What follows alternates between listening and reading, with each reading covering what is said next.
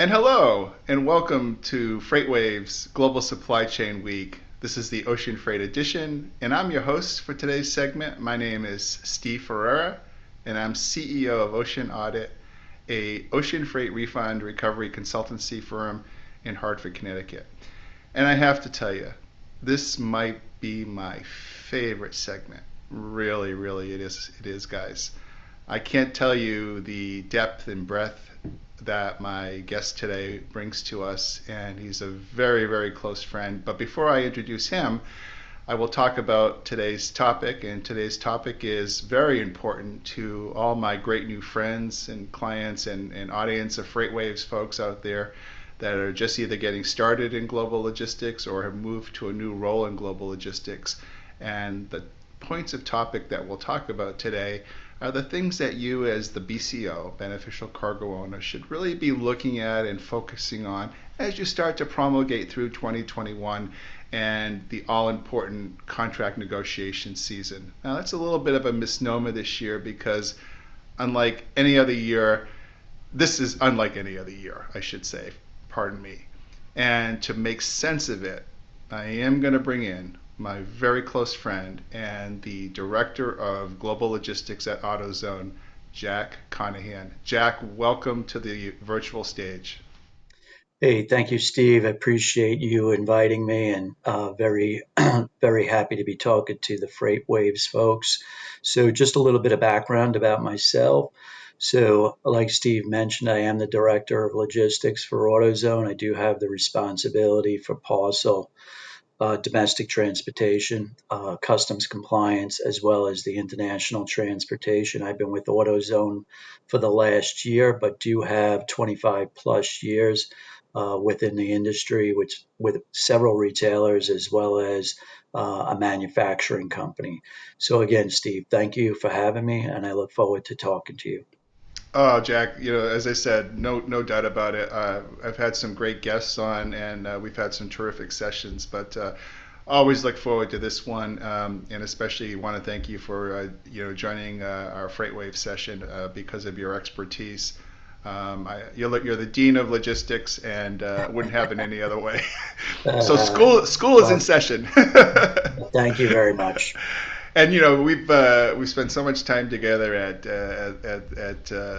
various seminars around the country, and so much FaceTime in the different places that you've worked, and I've respected it so much. And I think that one of the things I want to start our session off today is, and maybe you could give the audience a little bit of a time frame, but now that we're where we are here in 2021, a lot of people are saying, Steve, I'm new to logistics and I got thrown into this. And so I guess my first question, Jack, is how did we get to the place that we are now versus the place that we normally would be in March or April? So why is this year different? And talk a little bit about the differences.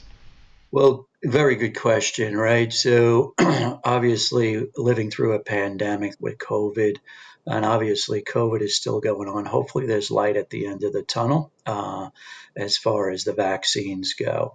But starting back at, really probably June, um, the international shipping started to kick up. That was pretty much due to the government checks going out and spending starting, right, by the consumer. So the consumer pattern has totally changed where they're not spending their dollars on services. It's really changed to spending their money on fixing up their homes, um, and anything of like that, or if even fixing up their cars, is because we have seen it within our business as well. So, and as the audience probably really knows, is they've gone into any of the big box stores and they've gone looking for anything over the last 8 or 9 months.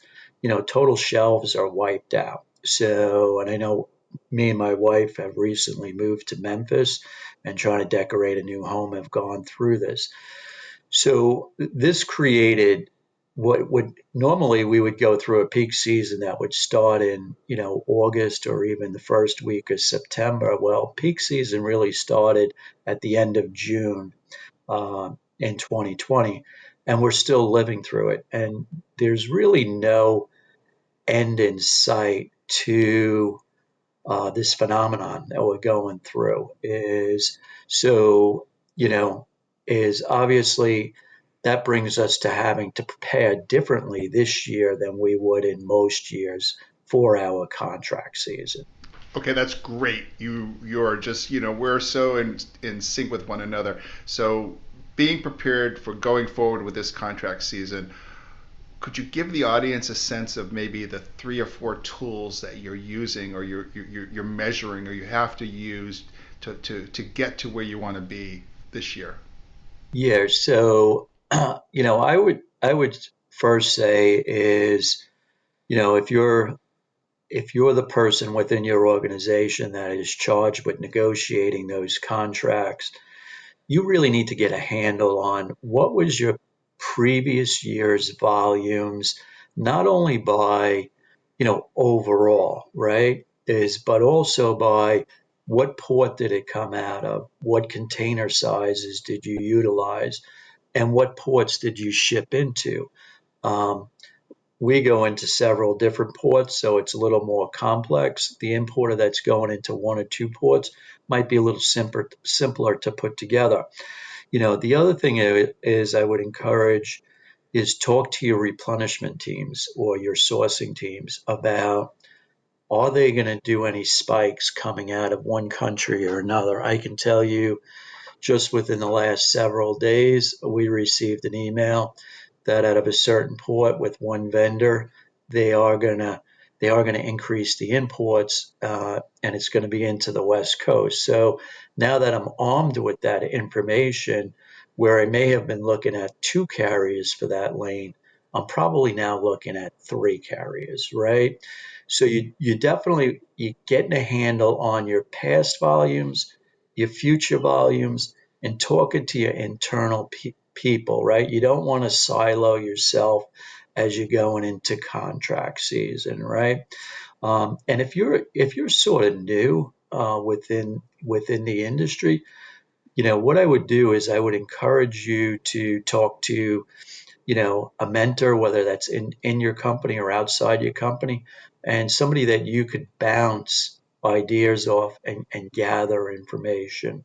So those are like 3 things that, I would definitely sort of encourage. The other thing that I would encourage as you're going through the process, understand if you want to be a direct ocean carrier contract, or do you want to work with NVOs? And there's advantages to both. If you have a direct carrier relationship, you have the advantage of that direct relationship of the salesperson.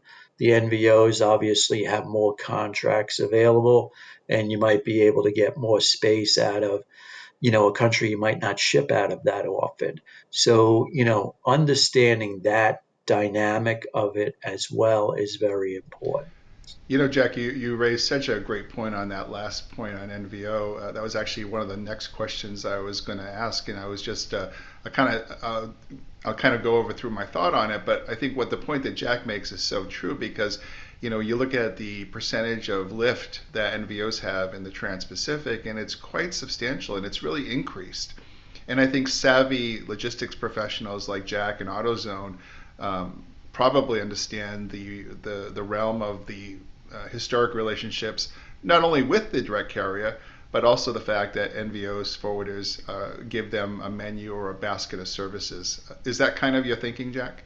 Yeah, so I mean, our approach is to utilize both. I mean, without revealing percentages, we do have a higher percentage, sort of direct carrier, but there are certain lanes, and even certain lanes that lend itself to strictly doing NVO, where other lanes we're doing a mixture of NVO and direct carrier, is because it just makes sense. Because it just basically lends to more options so that you're not putting yourself in a box.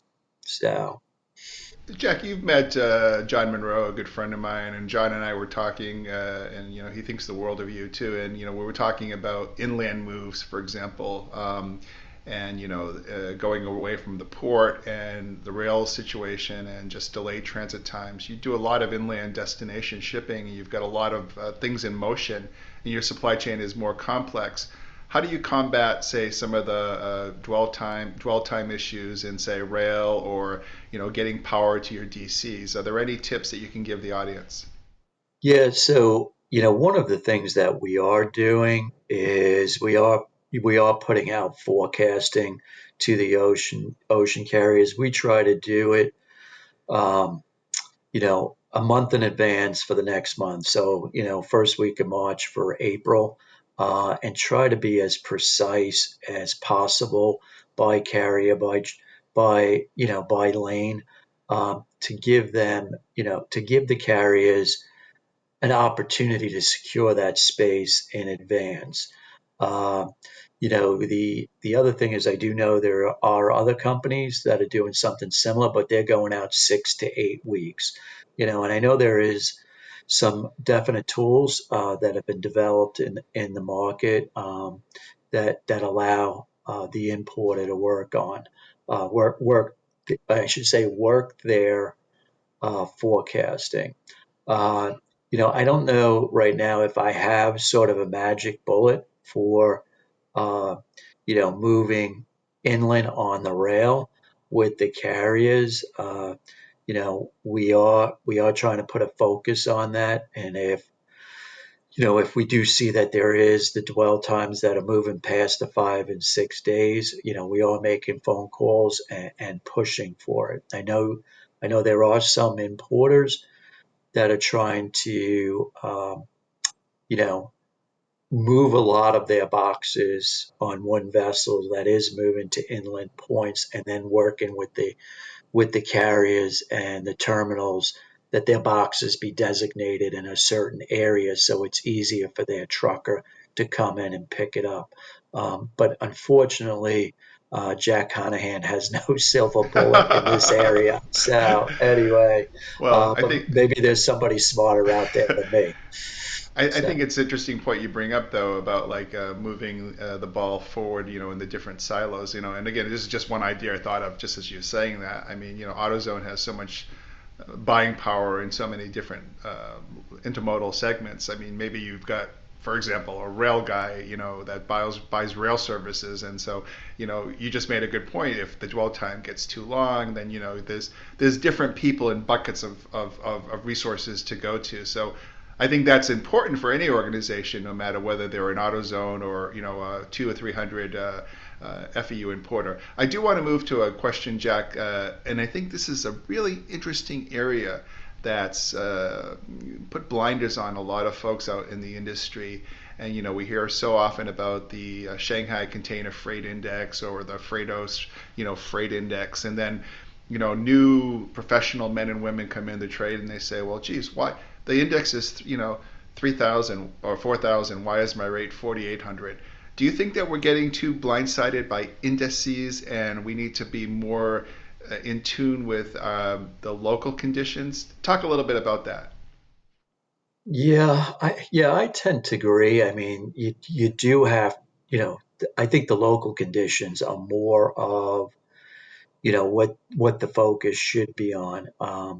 I will say that, in this market, it is sort of tough. I mean, because you do have to choose between your contracted rate, FAK, and moving that freight. Because at the end of the day, even though we're logistics providers, and we're all built is that we want the lowest price, right? But this market has sort of driven us is that if I don't have it on the shelf, I'm doing my company a disservice. So probably in no other market previously in my career have I spent more. I mean, I do know, I mean, I've gotten hit with some of these, gold standard, services where the prices are just premiums, which are just outrageous. Uh, and I mean, I've run it up the flagpole, and is it worthwhile? But that really has to be weighed on how much is the product value in that container is, because you sort of get to a point where it's not worth it anymore. You might as well just wait for the FAK rate, or wait for your contracted rate, or if it's the NVO, your name to counter rate, right? Um, so I don't want to say those indexes have sort of gotten pushed to the side. Everybody looks at them, but I think people, in my position, are more focused on, what's the rate today? How much can I move at the specific rate and get it into my DC on time? Yeah, the indices are really deceiving because the press goes out with them, and they don't, they underreport, obviously, and Jack raises a good point, with the premiums or the guaranteed service or the guaranteed slot. And by the way, for my audience, we're watching my interview today with Jack Conaghan, director of logistics at AutoZone. Jack, I wanted to bring up a question to you about some of the unique nuances being bantered about in contracting, such as performance or enforceable contracts. Now, I know they're not the norm. Um, what is the take in general from your colleagues and in your networking about, let's say, performance-based contracting? Is there a spot for it? Yeah, I mean, it's a very good question. I think this contract season, we'll find out if there is a place for it. I know that, um, I know this has been talked about. I mean, since I came into the industry, is performance clauses, right? And I'm not really aware of anybody that's been able to make significant, performance clauses per se. Is now, I'm not saying that you might not be able to get one or two wins, but at the same time, you're not going to get across the board. I hate to admit this, but with the market the way it is, I think the carriers are going to be a little bit resistant, that if your request for a performance clause is sort of out of bounds, I'll call it, is they're going to immediately push it away, right? Is because there's just too much capacity and not enough space on these vessels right now. But if you have one or two targeted performances you're looking for, great, I would go for it, because all the carriers can just say is no, right? So but yeah, I mean, and there's different ways to thread that needle. I know that some people are doing space allocation guarantees, where they'll guarantee a number of slots over a weekly period, and if the carrier doesn't guarantee them, they'll pay the importer, or vice versa. It'll go the other way as well. So it matters what you're looking for and what's important to you. I totally agree. I think that there's pockets of where that will be really interesting, and again, I think that will be on partnerships that are really well established, and they start to kind of stretch the envelope on what can they do as partners to get better. So you're spot on there, Jack. I would like to ask you as we start to kind of close out our segment. I know that just touching briefly on your remarks, if you may, on detention, free time, demurrage seem to be a big hot box issue. Could you give the audience just a 30 or 40-second broad brush impression on how you think detention, demurrage, free time will play into contracting?